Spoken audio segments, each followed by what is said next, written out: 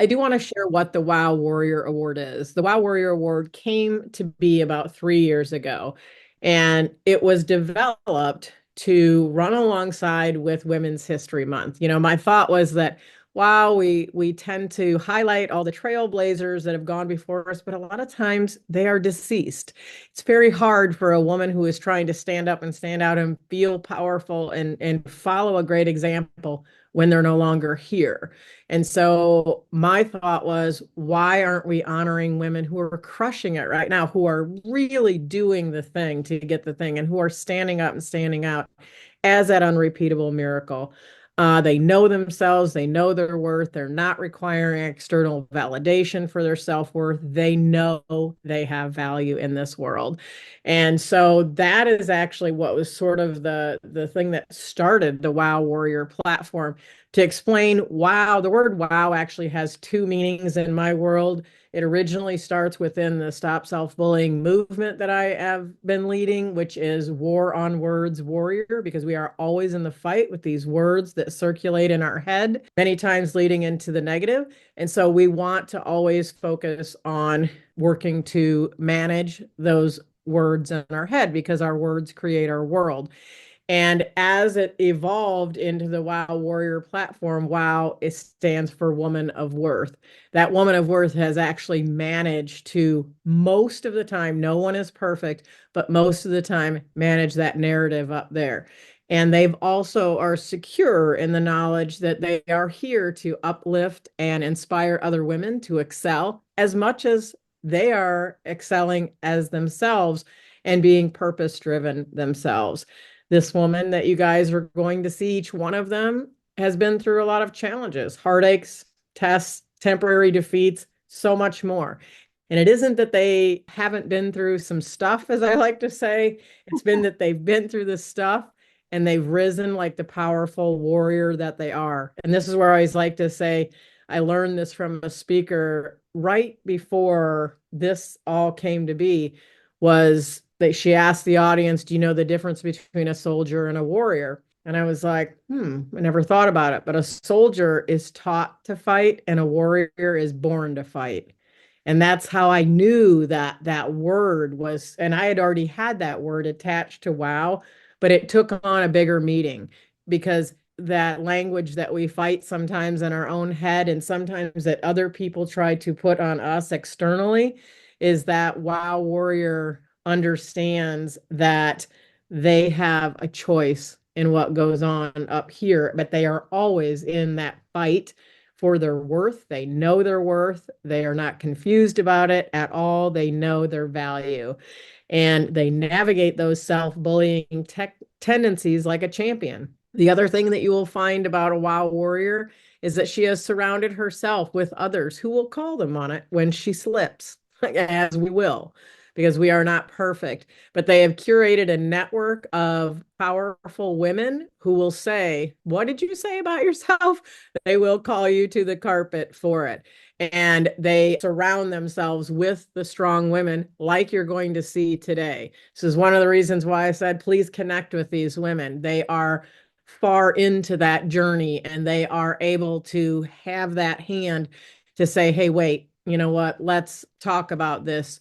You need to know you control that narrative up here, but they'll call you on it. They'll be your best cheerleaders. Everyone in here is a cheerleader for one another. I've been watching it throughout the entire year. And as you listen to these 2024 honorees today, you're going to see a very common thread with these women. They're going to have all of these characteristics that I just talked about, and always there to uplift and inspire. And they know that that's part of why they're here, that that's part of their gift as a wow warrior. So without further ado, we are going to see a short video of all of the honorees. And as I said, not all of them were able to be here today. After that, we're going to bring our speakers up to the stage. So.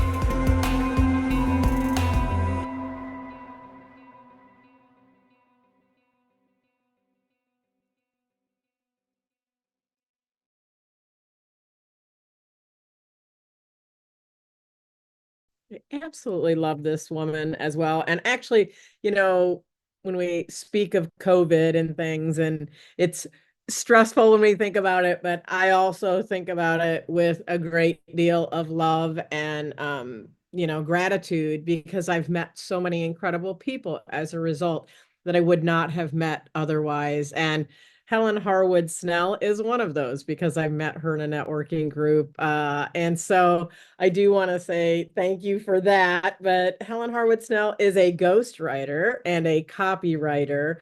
She is an author and a language alchemist, and she is the most incredible storyteller ever. And you can learn that talent from her. So, Helen, we're going to let you take it away. Thank you for being you. Thank you. So you guys are going to have to put up with me a little bit longer than the other ladies because I have a longer time slot. So I hope I tell good stories and you enjoy them. So I'm going to start with a little song. Cha-cha-cha-cha changes, turn the face and strain. Cha-cha changes, just gonna have to be a different woman. Time may change me, but I can't trace time. Change. We all go through it. Most of us don't like it. We like to keep things the same, even if they're not good for us. The limbic part of your brain, where your hippocampus and your amygdala reside, is sometimes called our reptilian brain because it operates on these base needs and emotions. And it's quite resistant to change, but actually for a very good reason. It holds these ancestral memories that we have to protect us. So you think of the adrenaline that kicks in when you're in danger, when you see a charging animal or hear a loud sound, or even if you react to a scary movie. That's built into your genes from years of survival skills. But Dr. Stephen Hawking says intelligence is the ability to adapt to change. I like that. That actually lives in a different part of our brain. I have faced change for most of my life from that perspective. Most of it. Change is fun for me. Driving to an unknown place without even having a map, um, trying new foods, learning something new, moving. That's supposed to be the most stressful thing in our lives. And I love it. I love the planning and the purging and the organizing and the packing. I can pack a car like a Jenga master, like you've never seen. I also love the newness of finding places for things in my new home. I actually just cleared out my fridge last weekend with my daughter and decided to utilize, I have this little folding shelf and it allows you to put things on the bottom shelf that are taller. And so then when I put everything back in my fridge, they all had new homes. And so now it's like having a brand new fridge. I've been opening it all week long and just delighted by that little change. So another experience I had in change, maybe close to about 20 years ago, started another really deep change in me. I had prided myself throughout school, my whole life, on intelligence. I was never an athlete. I participated in sports, but I was no all-star, nor was I the beautiful cheerleader. I was smart. I got 100% on my grade 12 math exam. Everything of value I saw in myself was connected to intelligence. I got a great job right out of college for women in non-traditional roles back in the day, so you can get an idea of how old I am. I had great success of becoming a product manager and then a sales manager for an international company. I developed a course and I taught it to the staff. I projected sales and planned production. I was smart. I was living it. Some years later, I took an assessment through my church that showed people what their gifts of service were. I can't remember the name, but I do remember the colors. So everything about kind of excitement and entrepreneurship was orange. And I remember that because there was a lady in my study group who was like really adventuresome and she got that color. Everything about science and intelligence was green, and I wanted to be green. There was one other color, and I can't remember. It might have been yellow, it might have been red, and I don't even know what it was about. Obviously, it didn't interest me. It might have been management or something. But the other color that I do remember was blue, and it was for community and harmony. So I did my assessment with this whole group of people, and I got blue. and I was angry and I let the group know it. I thought there was something wrong with the test. I needed to be green. But as I let it sink in and trust that God knew what he was doing, I began to actually see how harmony showed up in my life. So in my work at that time, I was running a large mail order company. I had a lot of responsibility. I needed to exercise my knowledge daily, but I realized that I cared about the satisfaction of the staff. I cared about the different components of that business working well together. Um, and I also worked with kids at my church, and I volunteered with a lot of community related events. So I stepped into that blue. I fully embraced harmony. This was a good change because then I kind of felt less worried about being the smartest one in the room all the time. Now I just wanted to be the kindest. My business has also changed over the years. I like to say I became an accidental entrepreneur in my late 40s. I also like to joke and say that I come from a long line of happily employed people. I'm the only entrepreneur in my whole family. So I started my business with a network marketing company called Arbonne. I still represent the brand. I was newly separated and I realized that my income from working part-time at my local church just wasn't going to cut it. But I soon found that the allure for most people in this particular networking business, cars, trips, bonuses, glamour, it wasn't speaking to me. What was speaking to me was the pure ingredients, the things that were good for people and good for the planet. And so that worked. And I began teaching people about that, sharing what I knew and learning more and then teaching more. And my entrepreneur journey actually began when I stepped into owning my own brand within that company brand. I saw a need for others to do that too. So I actually gathered some friends that I knew. I'm in Ontario, Canada, and we put on an in-person event. I don't even know how many years ago this was now, probably 12-ish. We called it Brand Aid. And we had coaches and marketing strategists helping people figure out what their brand was. I told my brand story and others shared theirs. And I gravitated to this whole idea of telling people's stories. I didn't understand what brand story was. I didn't understand what storytelling was, but I knew that people needed to be themselves and not fake it till you make it, that so many were being encouraged to do. So I began writing biographies, editing, and doing some creative editing for a compilation book publisher. I helped people with their introductions, and I did some social media and website work. My quest for knowledge, that little green guy was still sitting on my shoulder, kicked in, and I learned professional storytelling from several well-known teachers. I learned copywriting. I fully stepped into becoming a certified communication coach and a trainer. I had it all going on, but something didn't feel right. My passion was missing. One piece of me, or maybe a couple pieces, didn't change that well when that harmony took over my life. 1 year ago, right around this time, I actually filed for divorce. I've been separated since 2011. I tried for too many years to leave parts of myself behind while I tried to maintain that harmony in my married life. I hung on to that as hard as I hung on to my need to be smart. And I did that with many relationships. And it was mentioned by the previous speaker. It's actually called people pleasing. But the most painful person that I tried to please was my then husband.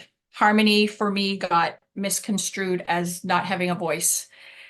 I chose avoidance instead of confrontation. I chose resentment instead of building understanding.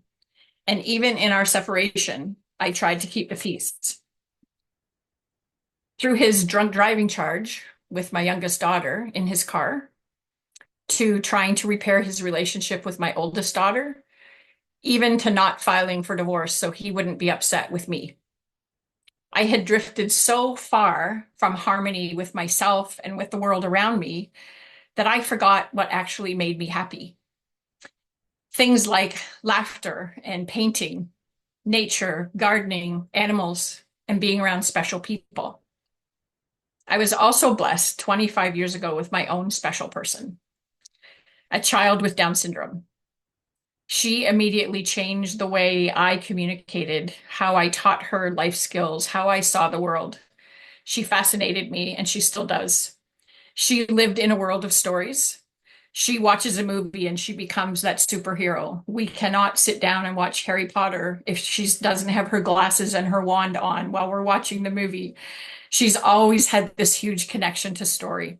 I like to think that I gave her part of that. But I realized in sharing my life with her how much I love stories too. Writing's always been part of my work life, but I resonated most with the person, the humor, the crisis.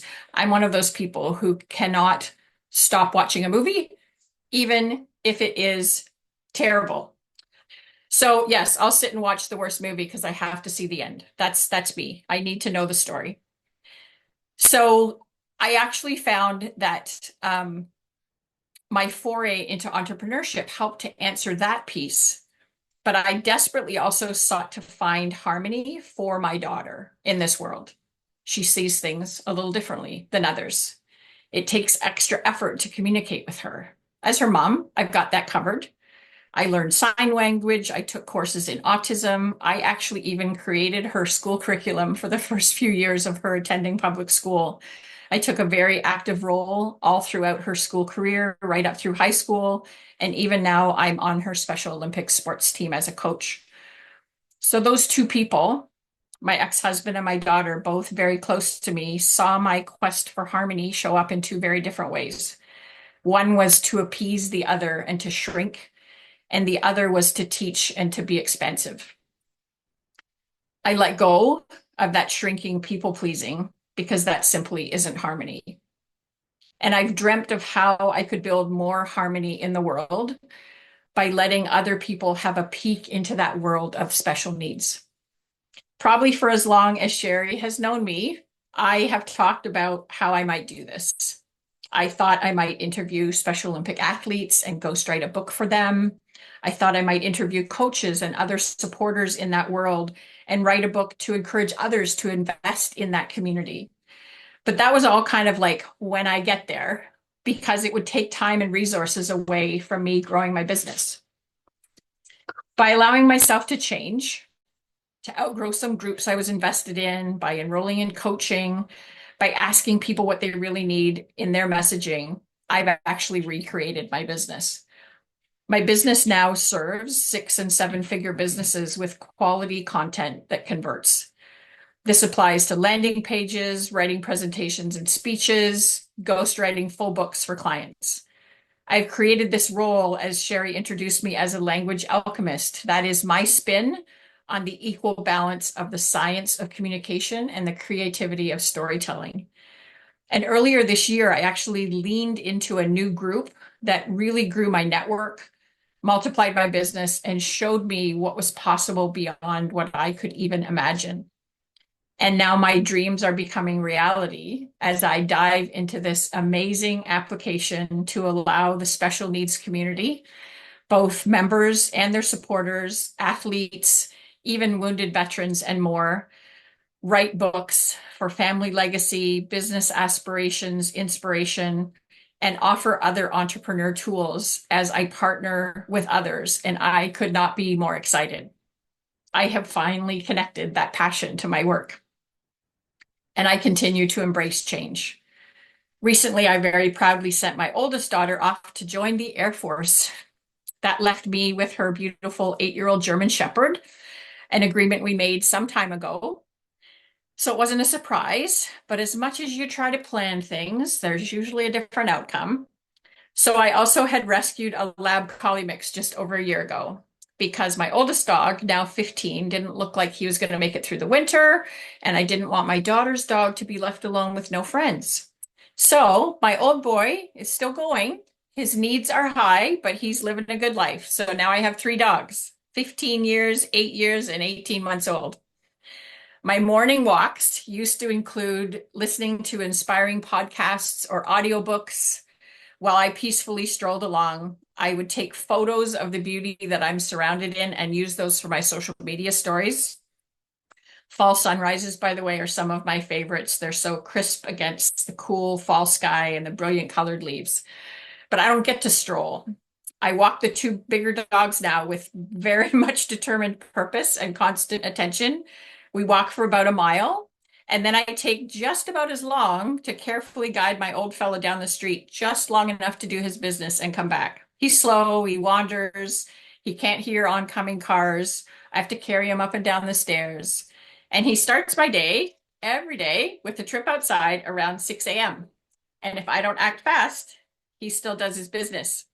So, no camera, no audio, quick out of bed in the morning, full attention on my dogs. It is another change, but I'm fully embracing it. I'm also embracing the fact that I am a woman of worth. I continue to find that worth by making needed changes.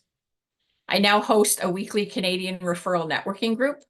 I am business partners with several US and Canadian entrepreneurs.